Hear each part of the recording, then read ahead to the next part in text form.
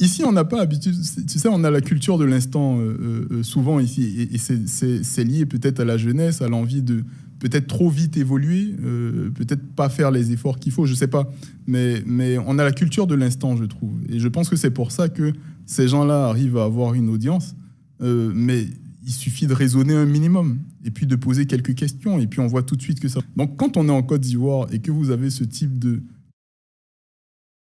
Culture de l'instant. Et là, j'en parlais dans des vidéos passées, je parlais de delayed gratification. C'est une notion que vous allez très souvent rencontrer si vous suivez le créateur de contenu américain. Et donc, je ne sais pas, le test du marshmallow, ça vous parle peut-être. Félix Simon en parle même sur sa chaîne, le test du marshmallow. C'est genre pouvoir se priver sur le court terme pour ensuite jouer sur le long terme.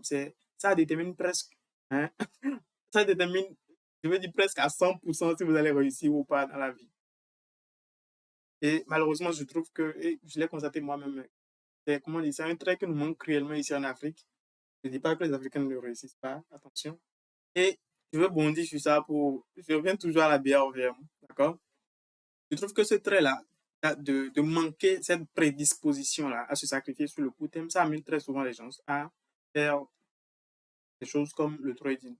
Ils sont très vite pressés pour pouvoir se dire à la fin de ce mois, voilà ce que j'ai gagné sur la BRVM, à la fin de ce mois, voilà ce que j'ai gagné. Ou même j'ai acheté aujourd'hui, j'ai vendu 3 jours plus tard, et voilà ce que j'ai gagné. On est très vite, très pressé de gagner de l'argent, peu importe ce qu'on fait, que ce soit la bourse, que ce soit le business, ou je ne sais pas, que ce soit de l'immobilier.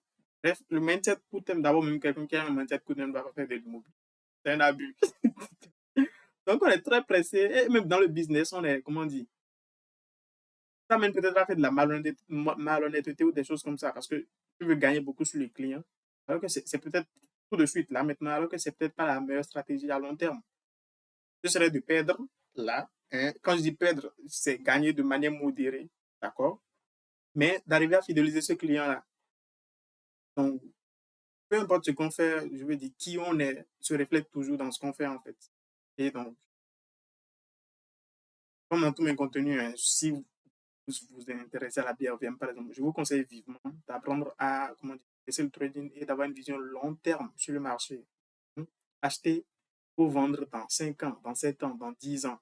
Pas acheter aujourd'hui pour vendre 2 semaines plus tard.